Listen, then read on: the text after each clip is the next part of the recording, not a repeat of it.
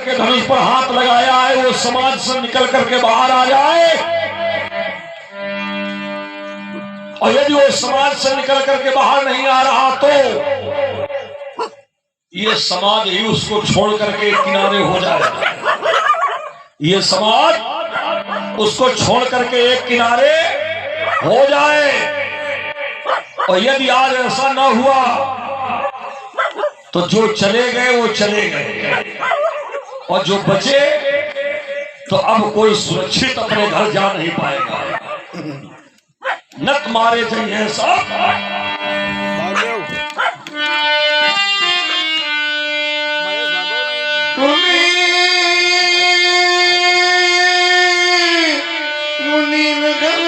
जो बेटा इधर आओ, आगे बढ़ो। ये बताओ, धनुष तोड़ने वाले को तुमने देखा है? बोलो बोलो। तोड़ने वाले को तुमने देखा है कि नहीं देखा है? ये बताओ। अच्छा बोलो बोलो।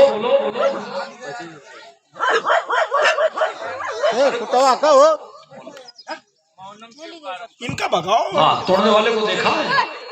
प्रभु मैं अपने मुख से नहीं कह सकता। अरे कुछ हाया ना का भी उत्तर नहीं दोगे? अच्छा छोड़ो, ये बताओ उसका नाम सुना है तुमने? देखा नहीं होगा लेकिन नाम तो सुना होगा। सुना है नाम?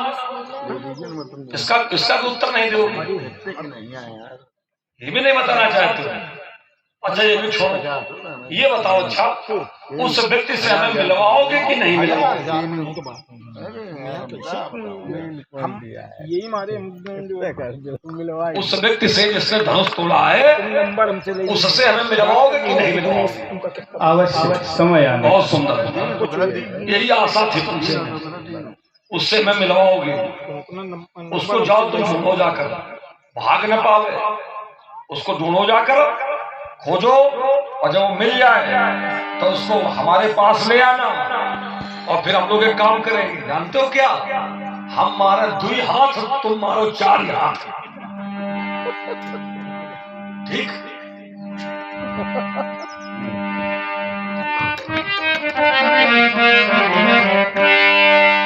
सुने मुनि बचने, सुने मुनि बचने लगने मुस्काने मोरे परत धरई अपमान।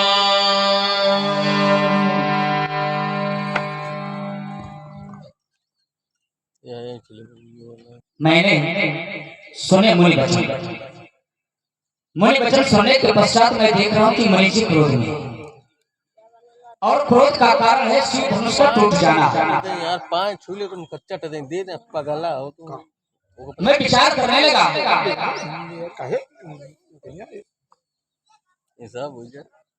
कुछ समय पहले जब प्रण नहीं हुआ था, सीता की सुंदरता को सुनकर देश देशांतर के नेपाल राजा जनक के यहाँ संदेशा भेजते कि अपनी पुत्री का विवाह हमारे साथ कर दो।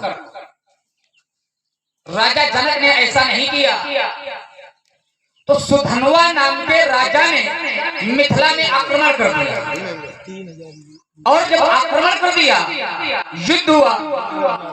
राजा जनक ने विचार किया कि ऐसे ही कोई ना कोई राजा आक्रमण करेगा, हम किस किस से युद्ध करेंगे। तो राजा जनक ने एक योजना बनाई, और योजना बना करके प्रण कर लिया कि जो भी धनुष को तोड़ेगा उसी के साथ हम अपनी कन्या का विवाह कर देंगे। धनुष टूट गया। श्री परशुराम जी महाराज का क्रोध धनुष तोड़ने वाले के ऊपर।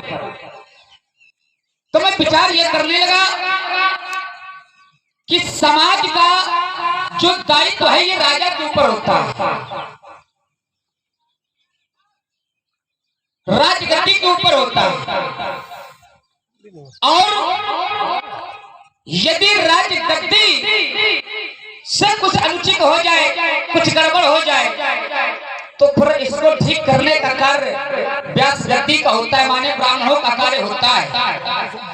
और यदि राजगद्दी और व्यास गद्दी से भी कुछ अनुचित हो जाए, तो इसका निर्वहन, इसे ठीक करना फिर इसके हाथ में होता है। मैं विचार करने लगा कि राजा जनक ने प्रण जो किया,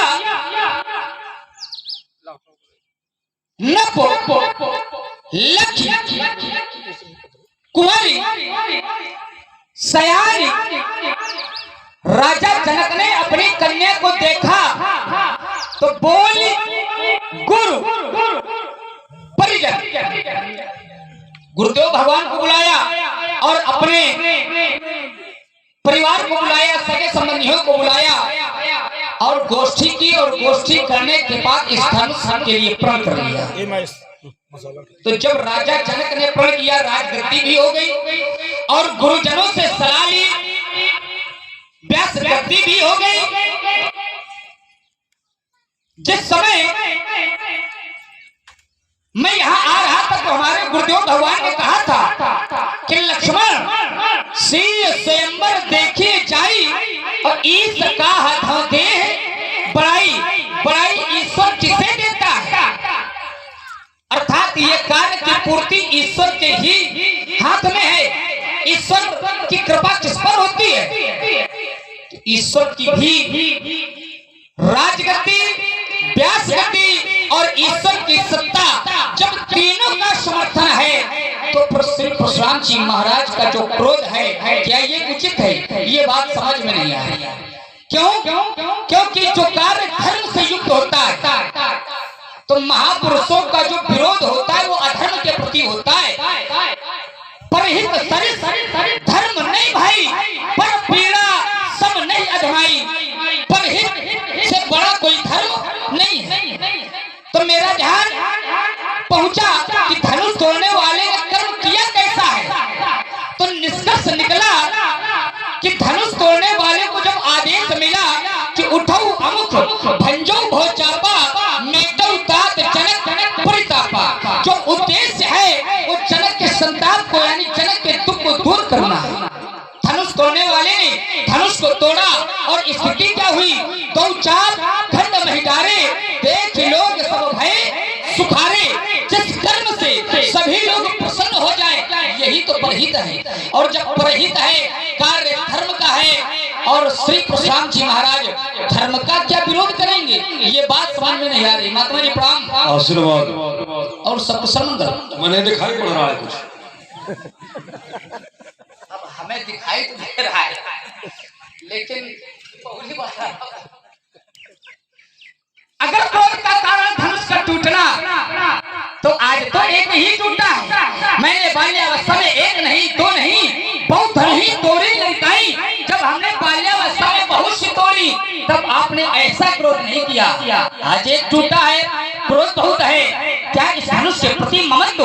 और यदि ममत्व है तो इसका हेतु क्या है, कारण क्या है, मैं जानना चाहता हूँ। पूछता राजकुमार लक्ष्मण, तुमने कहा कि संसार में तीन अधिकार ऐसे हैं जो क्रमबद्ध एक दूसरे पर प्रबल हैं। सबसे पहला अधिकार होता राजा का, दूसरा अधिकार है शास्त्र का, तीसरा अधिकार है ईश्वर का। यदि कोई कार्य राजा गलत करता है तो शास्त्र सिद्धांत बताते हैं कि कार्य गलत है, या व्यास पद, क्योंकि व्यास पद से ही शास्त्र सिद्धांत जुड़ा है, या व्यास गद्दी कह दिया जाए तो बताते हैं कार्य गलत है। और व्यास पद से भी यदि कुछ गलत हो रहा है तो उसको फिर ईश्वर व्यवस्थित करते हैं। ये तुमने तीन अधिकार बताए राजकुमार। इन तीनों अधिकारों में सबसे पहला अधिकार तुमने राजा का बताया। तो राजा कई देखे गए हैं, ऐसे राजा रहे जिनके आचरण अच्छे भी रहे और आचरण बुरे भी रहे, ऐसे कई राजा रहे हैं। अब उन राजाओं की विस्तृत व्याख्या नहीं करेंगे, कौन से राजा अच्छे रहे और कौन से राजा बुरे रहे। मिथिला में ही अगर देख लिया जाए तो अलग अलग प्रवृत्ति के सब राजा आए। अब बात आई व्यास गद्दी की, तो अब ये निर्णय लो कि धनुष किसका है, ये धनुष किसका है। क्या राज अधिकार के अंतर्गत धनुष आता है या व्यासपद अधिकार के अंतर्गत ये धनुष आता है, क्या ईश्वर अधिकार के अंतर्गत ये धनुष आता है। ये धनुष किसका है, ये राजा का है कि व्यास जी का है कि ईश का है, किसका धनुष है। तो उत्तर एक मिलेगा कि राजा का नहीं है, व्यास जी का नहीं है, व्यास गद्दी का नहीं है, ये ईश का है। ईश कौन, शंकर जगत बंद जगदीशा ईशा, और सुर नर मुनि सब नामई सीसा। ये देवाज देव महादेव जी का धनुष है, और महादेव जी का ये धनुष तो राजगद्दी और व्यास गद्दी तो किनारे, क्योंकि ये अधिकार हो गया ऊपर का, तो राजगद्दी व्यास गद्दी को तो महत्व देंगे नहीं यहाँ पर, क्योंकि ये ईश का धनुष है। अब बात ये आई कि विश्वामित्र जी ने कहा ईश काय धो देह बड़ाई, ईश्वर किसको बड़ाई देंगे, तो उस बड़ाई को ईश बड़ाई के अंतर्गत तुमने रखा ही कहा। तुमने ईश बड़ाई को हटा करके उसको फिर व्यास गद्दी से जोड़ दिया। कहां से, लखन कहा दस भाजन सोई और नाथ कृपा तो जा पर हुई, माने विश्वामित्र जी के अधिकार क्षेत्र में उसको जोड़ दिया। इस अधिकार को विश्वामित्र जी के अधिकार में जोड़ दिया। अब विश्वामित्र जी के अधिकार में अगर जोड़ा है तो राजकुमार लक्ष्मण विश्वामित्र जी का भी पद शंकर जी से बढ़ करके नहीं है, इसे शिव पद से बढ़ करके कोई पद नहीं है। और जब शिव पद से बढ़ करके अगर कोई प्रमाणिकता प्राप्त होती है तो निश्चित मानो कि फिर परशुराम भी उस कार्य का विरोध नहीं करेगा। अगर शिव पद से बढ़ करके कोई सत्ता आती है तो परशुराम भी उस व्यक्तित्व का विरोध नहीं करेगा। लेकिन रास गद्दी और व्यास गद्दी और ये जो दुनिया की गद्दी बता रहे, देख लो फारसा, हम एक नहीं स्वीकार करेंगे किसी भी यहां पर, क्योंकि देवादिदेव महादेव जी का धनुष है। तुमने कहा जनक ने प्रण किया था, सुधर्मा ने आक्रमण कर दिया था। सुधर्मा ने आक्रमण कब किया था? क्या जनक जी के प्रण के पहले आक्रमण किया था? जनक जी के प्रण के पहले सुधर्मा ने आक्रमण नहीं किया था।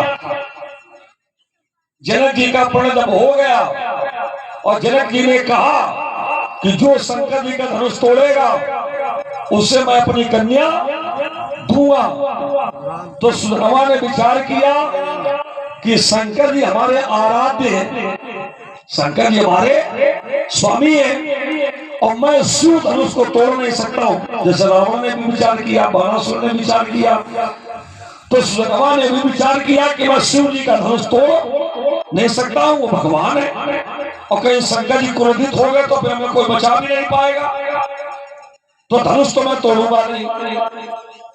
लेकिन बिना धनुष तोड़े सीता जी में मिलेंगे कैसे? क्योंकि सीता जी के साथ मैं विवाह करना चाहता हूं, तो सीता कैसे मिले? तब उसने निर्णय लिया, अपनी सेना सजाई और मिथिला नगर पर आक्रमण कर दिया और एक पत्र लिख करके जनक के पास भेज दिया कि धनुष भी हमें दे दो और सीता भी हमें दे दो, और यदि ये शर्त स्वीकार नहीं है तो हमारे साथ युद्ध करने के लिए तैयार हो जाओ। ऐसा निर्णय जब सुधर्मा का आया तो जनक जी ने अपने भाई से विचार विमर्श किया। इनके भाई कौन? कुशल ध्वज, सीरत ध्वज के भाई हैं कुशल ध्वज। अपने भाई से विचार विमर्श किया और जनक के भैया ने, दोनों लोगों ने सेना सजाई और सुधर्मा के साथ युद्ध किया। परिणाम में जनक और जनक के भ्राता ने सुधर्मा का वध कर दिया। सुधनवा मारा गया और जनक ने क्या किया? सुधनवा संकास नगरी का राजा था, तो उस नगरी का राजा अपने छोटे भैया कुशध्वज को शीरध्वज ने बना दिया। जब ये राज्य हमारे अधिकार में आ गया है, इसलिए मिथिला नगर में हम राज्य करेंगे और संकास नगरी पर तुम राज्य करो। और फिर उसके बाद सीता स्वयंवर पर आगे की ओर बढ़े। ये 12 मास से जो अधिवेशन चल रहा है, तो 12 मास से अधिवेशन इसलिए चल रहा है क्योंकि बीच में युद्ध नहीं हुआ है और अंतिम स्थिति पर आज राजा जनक का निर्णय रहा है कि सोई पुरानी को दंड कठोरा, राज समाज आज अब आज के बाद दूसरा कोई दिन नहीं है। और इसीलिए नृपन बिलो की जनक अकुलाने बोले वचन रोज। 9 महीने में नहीं रोने लगे, 10 महीने में नहीं रोने लगे, 11 महीने में नहीं रोने लगे। आज स्वयंवर का अंतिम दिवस था, अब कल का कोई दिवस शेष नहीं था। इसलिए राजा जनक की अकुलाहट बढ़ गई कि अब अंतिम दिवस और वो भी अंतिम समय, और अब न टूटा तो फिर कब टूटेगा। इसलिए जनक जी व्याकुल होकर के रोने लगे। तो राजकुमार लक्ष्मण सुधनवा के युद्ध का कारण यह था कि जनक का प्रण, अगर जनक ने ऐसा प्रण न किया होता तो हो सकता है सुधनवा आक्रमण न करता। रे न बालक काल बस बोलत तो न संभार, धनुष संत पुराय धनु विद सकल संसार। चलिए महाराज, आपने कहा कि राजगद्दी का इसमें कुछ नहीं है। यदि राजगद्दी का नहीं है तो फिर ये राजगद्दी वाले के हाथ का क्या रहा? भगवान शंकर का धनुष है, और जब भगवान शंकर का धनुष है, जैसे भगवान शंकर का त्रिशूल भी है, तो त्रिशूल भगवान शंकर का शंकर के पास है, तो ये जब भगवान शंकर का है फिर ये राजगद्दी वाले क्या क्या कर रहे हैं? कोई ना कोई तो कारण होगा, तभी तो ये आया राजगद्दी में। और जब राजगद्दी के पास है तो फिर बिना राजगद्दी के काम बनेगा कैसे? तो पहले राजगद्दी, और जब राजगद्दी इसके बाद फिर व्यासगद्दी, और फिर जब इनसे न बनेगा तब फिर इस गद्दी। दूसरी बात आपने कहा कि जो प्रण किया गया, राजा जनक ने प्रण किया। हमने कहा था कि जब तीनों का समर्थन है, जो कार्य तीनों के कार्य से होता है, हमने एक नियम भी दिया था। आपने कहा कि लक्ष्मण तुमने उसे रखा ही नहीं। हमारे गुरुदेव भगवान ने कहा था ईश्वर का दे है पढ़ाई, पढ़ाई विधाता को देना है, ईश्वर को देना है। शिष्य के लिए गुरु ही सर्वेश्वर होता है, शिष्य के लिए गुरु ही ब्रह्मा होता है, गुरु ही विष्णु होता है। गुरु ब्रह्मा, गुरु विष्णु, गुरु देव महेश्वर, गुरु साक्षात परब्रह्म, तस्मै श्री गुरुवे नमः। तो अलग कहा, जो शिष्य होता है तो शिष्य के लिए गुरु ही सर्वस्व होता है। और एक बात, जो शिष्य अपने गुरु का सम्मान नहीं करता है तो भोले बाबा भी उससे प्रसन्न नहीं होते। जैसे एक बार एक भक्त शिव मंदिर में भोले बाबा का नाम जप रहा था और गुरु जी आ गए और गुरु जी को उसने प्रणाम नहीं किया। प्रणाम यह निकला कि भोले बाबा उससे रुष्ट हो। जब भोले बाबा ही कह रहे हैं कि गुरु जी पहले हम बाद में, फिर ये अपने कैसे कह दिया कि वो भोले बाबा के समान? अरे भोले बाबा के समान क्या, वो तो साक्षात ब्रह्म के समान है। किसके लिए? शिष्य के लिए। तो हमारी दृष्टि में हमारे गुरुदेव भगवान जब ब्रह्म के उसमें हैं तो फिर ये अलग अलग नहीं हो सकता है। मैंने एक बात और कही थी, मैंने कहा था धनुष तोड़ने वाले ने परहित तैयार किया है, और आपका जो विरोध है वो परहित के लिए, धर्म के लिए नहीं होना चाहिए।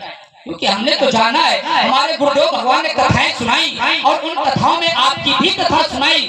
गुरुदेव भगवान ने बताया लक्ष्मण परशुराम जी ने फरसा चलाया तो, लेकिन इनका फरसा जब जब चला तो दुष्टम छत्रम ध्रुव भारम, जब जब चलाया दुष्टों के लिए चलाया। और यहाँ पर क्या रहना तुम्हारे लिए सब राजा। अब जब सब मारे जाएंगे तो क्या ये कार्य धर्म का होगा? क्या आप अपने चरित्र के साथ न्याय कर पाएंगे?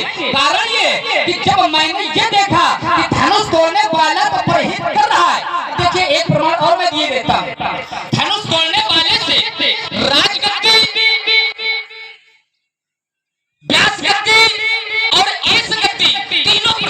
कार्य। कैसे? तो कहा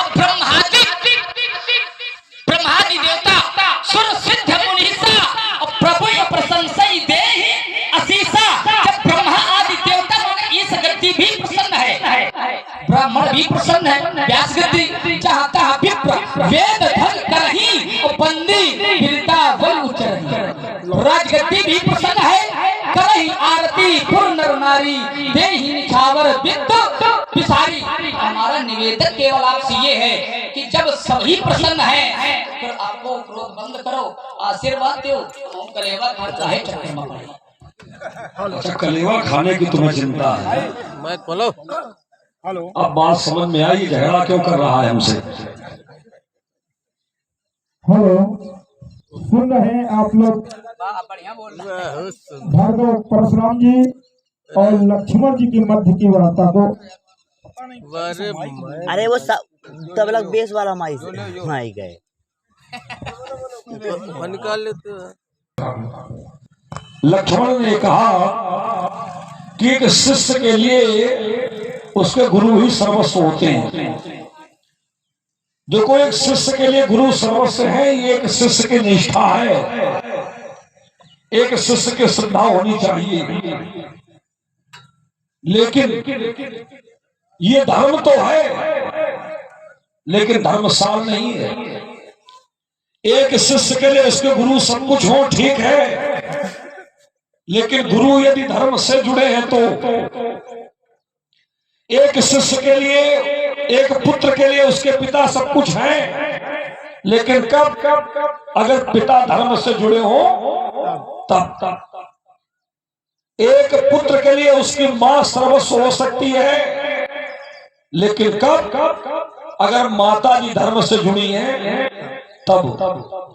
क्योंकि धर्म ही एक ऐसा संबंध है जिस धार्मिक संबंध से ही संसार के सारे संबंध जुड़ते हैं, और यदि धर्म नहीं है तो फिर राजकुमार लक्ष्मण वो संबंध फिर स्थायी नहीं होते। और धर्म क्या है? धर्म के मूल महादेव जी हैं।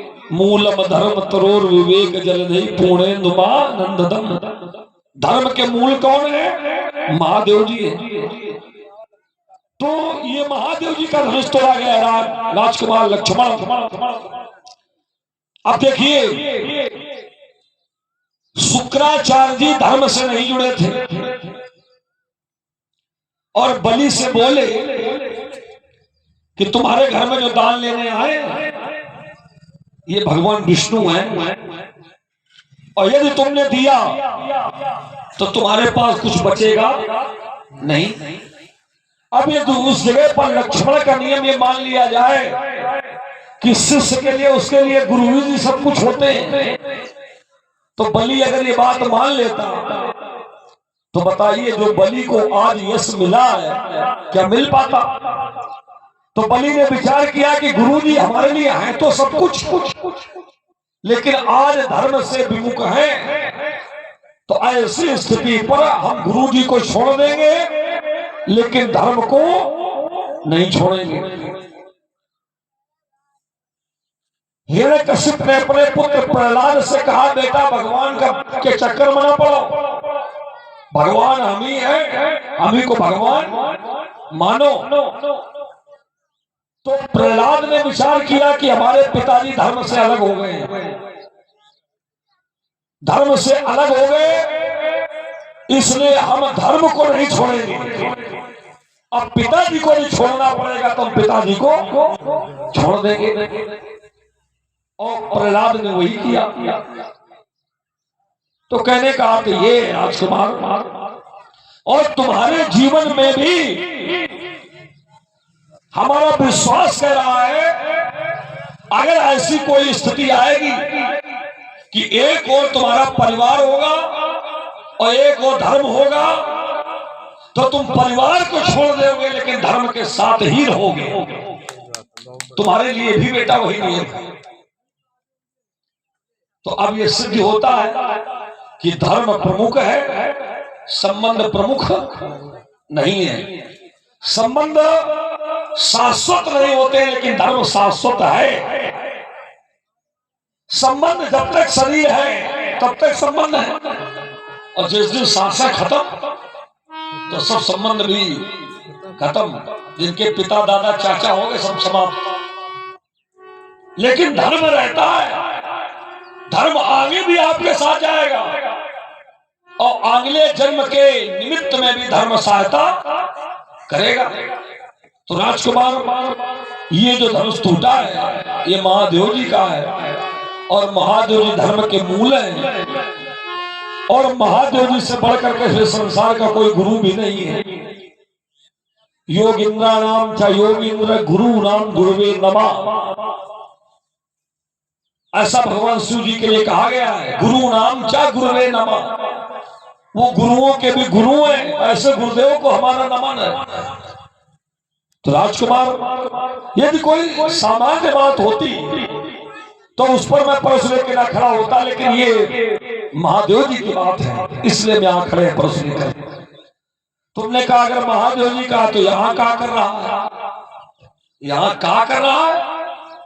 यहाँ महादेव जी ने दिया है जनक जी के पूर्वज को, और दे करके कहा था कि इस धनुष की पूजा करना,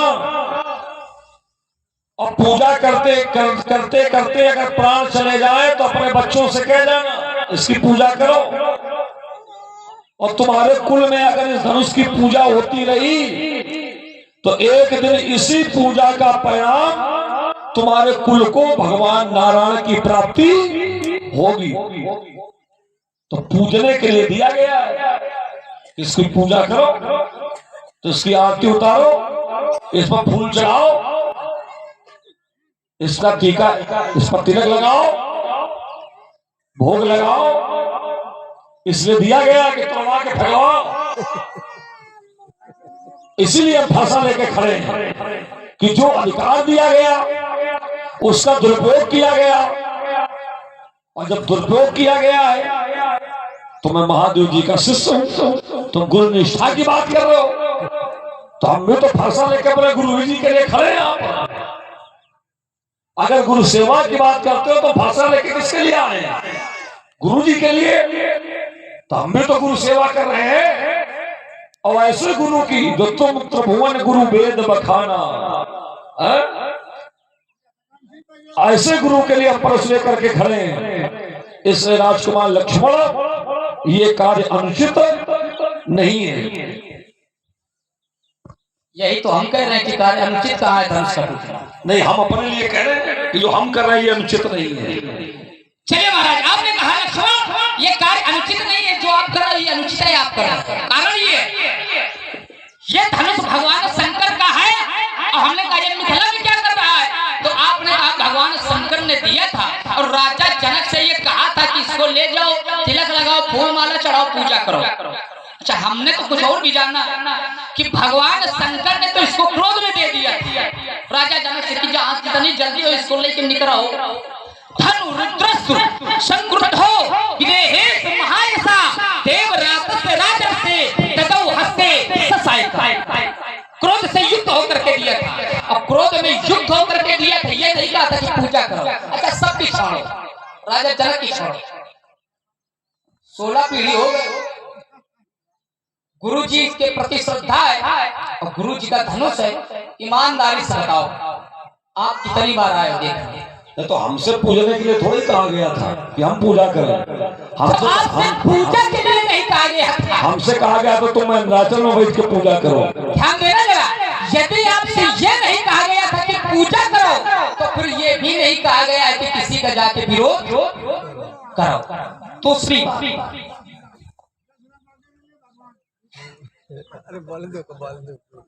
मत्तम परमत्तम उन्मत्तम सुत्तम बालम स्त्रियम जलम प्रपन्नम वेदम भेतम नारीपम अंतम धर्म वित्तम। ऐसा नहीं कि आपके गण हो, आप लेके आए हो। ऐसे मान लो, कुछ मान लो, तुम कुछ मान लो। हाँ, ये नमस्तुभ्यम बस हमने तो कह दिया, उसको समझ पाओ तो समझ। अब देखिए, आपने कहा कि लक्ष्मण भगवान शंकर धर्म के मूल हैं, धर्म के मूल हैं, और इस धनुष का जो टूटना ये अनुचित है। राजा बाली को शुक्राचार्य जी ने मना किया था परमात्मा के विरोध में। प्रहलाद को हिरण्यकश्यप ने मना किया, परमात्मा का विरोध था। यहाँ पर क्या किसी का विरोध है? यहाँ किसी का विरोध नहीं है। यदि धर्म के मूल हैं तो धनुष टूट करके धर्म ही हुआ है। किसी कन्या का विवाह हो जाए क्या ये धर्म नहीं है? किसी कन्या का विवाह हो जाए ये धर्म है। तभी तो आपने कहा धर्म, और यहाँ के लोग हैं कैसे? तो कहा पुर नर नारी सुभग सुच संता धर्मशील। ऐसे लोग सबके सब धर्मशील है, धर्मशील ज्ञानी गुणवंता। और ये जो धर्मशील हैं ये क्या कर रहे थे? तो कहा नर नारिन सुर सुकृत समारे जो कछ पुण्य प्रभाव हमारे तब शिवधन मृणाल की नाई और तोरई अमुक गणेश। वही धर्मशील लोग ये चाहते हैं, ये सुकृत बना रहे हैं, ये अपने पुण्य कर रहे हैं कि अगर हमारे पुण्य हो तो ये टूट जाए। तो जब धर्मशील धनुष तोड़ने वाले के पक्ष में है, वही चाहते हैं कि धनुष टूट जाए, तो फिर धर्म का विरोध कहाँ है? यदि धर्म का विरोध होता तो हम आपकी बात को स्वीकार करते कि धनुष तोड़ने वाले ने किया है, तो फिर अल्पविराम लगाता। राजकुमार लक्ष्मण, तुमने कहा कि आपसे विरोध करने के लिए भी तो नहीं कहा गया है।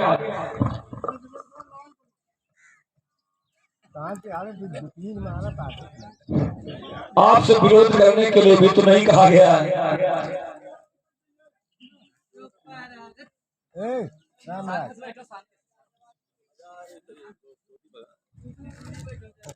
पूरी समाज बहुत अच्छी है, तुम ही कहां से पैदा हुई है?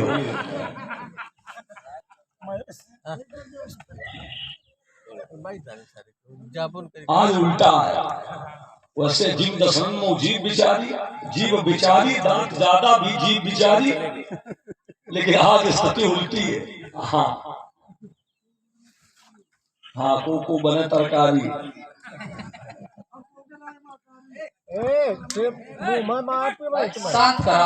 और इसी क्रम में हमारे मिश्रा दूध डेयरी टॉस चौराहा, इनकी ओर से 51 पुष्प मुद्रा भार्गव परशुराम जी के चरणों में और 51 पुष्प मुद्रा लक्ष्मण जी के चरणों में प्रदान हुए हैं। मंडल की ओर से कोट कोट साधुवाद, बहुत बहुत साधुवाद। ये जो दर्शन हमने दिया है जिम दर्शन मो जीव बिचारी, इसका बड़ा सुंदर उत्तर समीक्षकों ने दिया है। एक भक्त ने कहा करा महाराज, ऐसा हम रहते हैं जैसे दांतों के बीच में जीभ है। सुंदरकांड, दांतों के बीच में जैसे जीभ। तो एक समीक्षक ने कहा कि उत्तर तत्काल मिल गया कि दांतों के बीच में जीभ है और जरा से भी सावधानी, चूंकि दांतों में तो कुछ फंस जाए तो जीभ बड़ी परेशान रहती है, उसी जगह पर जाएगी जहां फंसा है, बार बार निकालने का प्रयास करेगी। इतना हित करती दांतों का जीभ। लेकिन अगर जीभ कहीं धोखे से दांतों के बीच में आ जाए तो जरा सिंह को दया नहीं रहती कि इतना हित करती है, तो कम से कम थोड़ी दया होनी चाहिए, जरा सी चिंता नहीं रहती है। तो समीक्षक ने उत्तर दिया, नहीं दांतों का व्यवहार तो अनुचित है, लेकिन एक बात बताएं, जीभ अगर चाल तो एक और दांत नहीं बचेंगे। अरे भाई जीभ है, किसी मजबूत व्यक्ति के साथ में सामने जाके कुछ ऐसा बोल दे, और जहां ऐसा बोला कि एक उसने जरा कि पूरे दांत खत्म।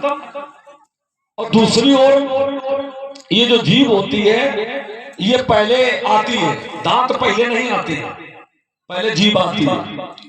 और जीवन का जब अंतिम पड़ाव रहता है तब भी जीभ रहती है और दांत चले जाते हैं। तो ये बीचे के साथ ही हैं, ये न शुरू में आते हैं और न बाद में साथ में कि जाते हैं, बीचे में आते हैं और बीचे में निकल जाते हैं। राजकुमार लक्ष्मण, तुमने कहा धर्म। अच्छा तो आज रात भर बैठ बोले धर्म का ही आश्रय लेकर के धनुष तोड़ा गया है, क्योंकि पूर्ण नारी नर नारी सब सुकृत मनाए, धर्मशील ज्ञानी गुणवंता पूर्ण नर नारी सुभाग सुचि संता। देखो इन लोगों ने सुकृत कब मनाए जानते हो? इन लोगों ने सुकृत ऐसी विषम स्थिति पर मनाए कि जब सीता का भविष्य जनक ने आधार पर ला करके खड़ा कर दिया था, तब इन लोगों ने सुकृत मनाए।